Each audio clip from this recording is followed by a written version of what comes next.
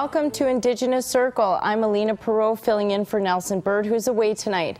We have an exciting show for you, including stories on everything from a walk to Ottawa to a First Nation owned and run boutique. I'm here with Vice Chief Kimberly Jonathan. Can you tell us a little bit about yourself and how you're enjoying the powwow today? Well, first of all, welcome to our powwow. It's such an exciting celebration. But not all parents can be as disciplined as the Tiefenbachs. This time of year does bring about stress and anxiety for both child and parent. But there is help. Almost 50% of Canadian students have homework anxiety. I feel this week I have some good bulls and I feel like I'm going to do real good. The Canadian Western Agribition has been going on for 43 years now, and just 3 years ago the Indigenous Pavilion was introduced.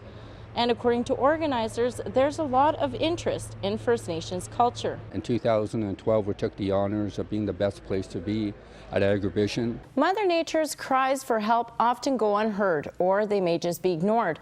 But a group of activists from Stanley Mission want to change that, and their actions are taking them all the way to the Prime Minister's doorstep. Kyla Brozart has more on this story. Their journey began nearly 1 month ago. A small group of protesters. This is one of the biggest indoor powwows in Canada, and planning for it began months ago. Organizers are already looking to next year's powwow, and you can be sure we'll be right here. Back to you, Creason. Not only does the muddy and wet weather make it difficult for drivers that are leaving Craven, but it also makes it difficult for people who are picking up the mess. Yeah, it's a lot harder when it's muddy. This is what remains at the scene where Presley spent some of the final moments of his life. This is also the scene of Regina's 5th homicide. And since then, 4 more homicides have been confirmed in Regina. Can you tell me a little bit about how street culture got involved in music and videos? Well, we've been around for 15 years, but we're always looking for new and exciting ways to engage youth. A sound booth with getting the gear and that kind of stuff into the studio. The Highland Games gives an opportunity for Scottish culture to be showcased.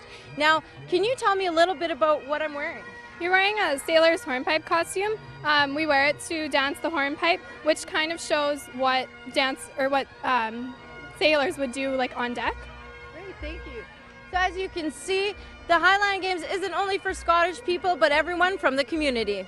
Grain elevators were typically used to buy and sell grain, but from what we heard here today, they were also used to help navigate. And the pilots got disoriented, didn't know where they were.